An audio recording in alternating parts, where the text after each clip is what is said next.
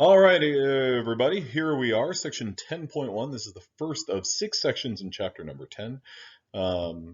Chapter number 10 is all about what molecules look like. And so the first thing that we're going to do is we're going to look at the formation of covalent bonds. And, well, atoms are going to share electrons between one another, and they're going to do that in order to form molecules. As the atoms come together to form a molecule and share electrons, they become much more stable. If you think about, for example, atoms are going to gain, lose, or share electrons. We've already kind of talked about this concept with respect to ions. Ions like to lose or gain electrons, but this is kind of intermediate where we're sharing electrons.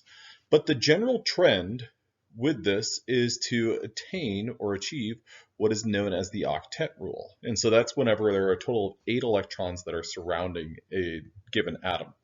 Now, hydrogen, on the other hand, is going to follow what's known as the duet rule. It's only going to need 2 electrons surrounding an individual atom. Likewise, the same is true for helium. But by reaching this octet rule, most atoms are going to have a full s orbital and a full p orbital. So they'll have those 8 electrons, 8 valence electrons in the p and that s orbital.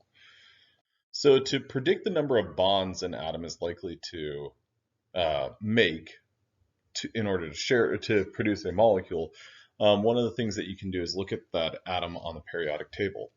Helium or hydrogen, for instance, forms the molecule H2, and with that, each hydrogen atom gains access to a second valence electron, and therefore they satisfy their, remember this, a little bit of an outlier term or an alternative term, the duet rule rather than the octet rule. Now, for period 2 elements, the number of electrons needed to have a full valence shell predicts the number of bonds it's most likely to make. For period 3 and beyond, okay, keeping in mind the terminology on the periodic table, it's groups and periods.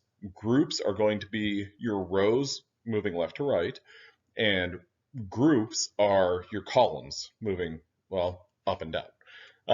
For period 2 elements, the number of electrons needed to have a full valence shell predicts the number of bonds it's most likely to make.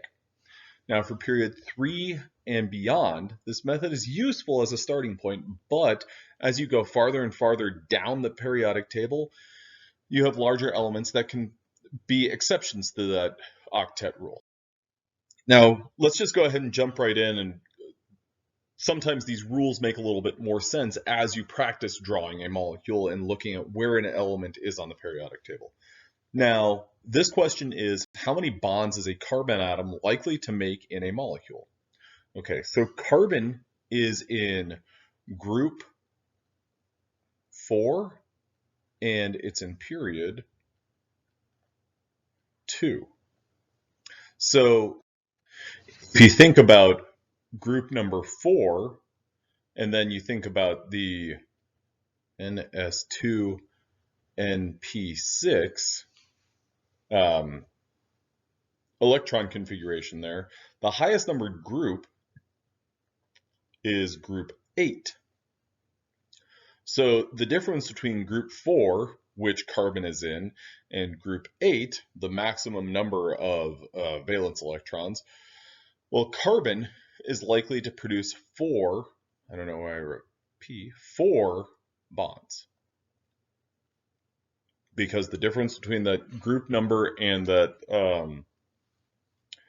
or the maximum number of groups, or the highest numbered group and the group that carbon is in is 4. So another example that we can look at is figure 10.2. This is what is known as the Lewis structure of HCl. Now, what we're demonstrating here, and what I'd like to do is think about where these 2 individual atoms are on the periodic table. Group 1, group 7. Okay, so what that means is hydrogen's rolling in with 1 valence electron, as is stated right here, and chlorine atom is rolling in with 7. Okay, now what we're going to do here is we're going to have hydrogen get close enough to chlorine that it contributes, well, its 1 valence electron, and it sees chlorine's total of 7 valence electrons. Now the question is, does hydrogen need to see all 7 of those? No, it really only needs to see one of them. It needs to share 1 electron. Because when it shares 1 electron with chlorine, then hydrogen's got its own, and it's sharing 1 electron, so it gets it to satisfy its duet rule. Now, if hydrogen is both sharing an electron with chlorine, chlorine is sharing that electron right back with hydrogen.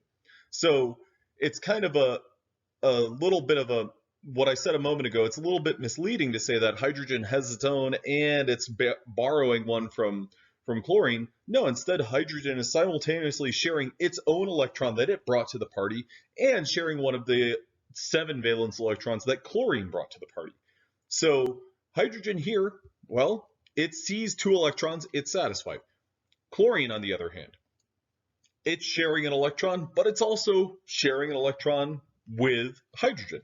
So it sees all 8 valence electrons. So the duet rule and the octet rule are satisfied.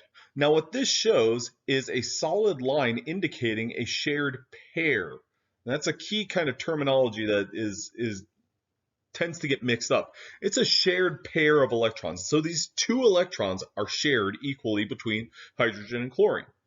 Now, these other electrons are drawn as dots, indicating that they are paired up and that these pairs are not being shared between hydrogen and chlorine. Those 6 electrons are basically all in possession of chlorine and remain as much.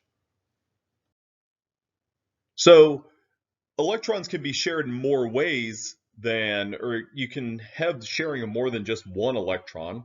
And so we demonstrate that with shared pairs of electrons. And we demonstrate that, or we display that with 1 line, 2 lines, or 3 lines to indicate how many shared pairs. Okay, so this is an important thing to distinguish between shared pair versus shared electrons. So keep that in mind. When someone says 1 shared pair of electrons, how many electrons is that? Well, a pair of something is 2. So you have 1 shared pair. So you have 2 shared electrons. Now, in this molecule, this one in the middle, O2, we have 2 shared pairs of electrons. Well, each shared pair represents 2 electrons. So you have a total of 4 electrons being shared. Now this last one, N2, that's 3 shared pairs of electrons. So that's a total of 6 shared electrons between those 2 different nitrogen atoms. Now, this example right here asks you to look at particular molecules or look at 2 different molecules, hydrazine, which is N2H4, and hydrogen cyanide, HCN. Now, what this is showing is shared pairs of electrons as well as lone pairs of electrons. We've also got shared pairs of electrons between, well, 2 different atoms, and then shared pairs of electrons between 2 different pairs of electrons. So let's look at hydrazine. Hydrazine has a total of 1, 2, 3, 4, 5. I'm going to write SP. 5 shared pairs of electrons. Now, how many lone pairs of electrons? Well, that's 1 and 2 lone pairs of electrons. So I'm going to write 2 LPs. Okay, for hydrogen cyanide, we have 1, and then we have a triple bond, 2, 3, 4. So we have a total of 4 shared pairs of electrons and 1 lone pair of electrons. This lone pair of electrons and these lone pairs of electrons are also known kind of in a more general sense. Are they shared? No, they are not, and they are referred to therefore as unshared electrons. Well, I hope that was helpful, and I think that it's really important and very helpful for you to do a Google image search and find a picture of a Lewis structure of a molecule and see if you can simply identify shared electrons, shared electron pairs, and lone pair of electrons, also known as unshared electron pairs. keep that in mind, that terminology, shared pair versus shared electrons. And it's important to kind of, well, keep that, don't forget what you already know, and that is the term pair. One pair of electrons is 2 electrons. So one shared pair of electrons is 2 shared electrons. I hope that was helpful, and we'll proceed on.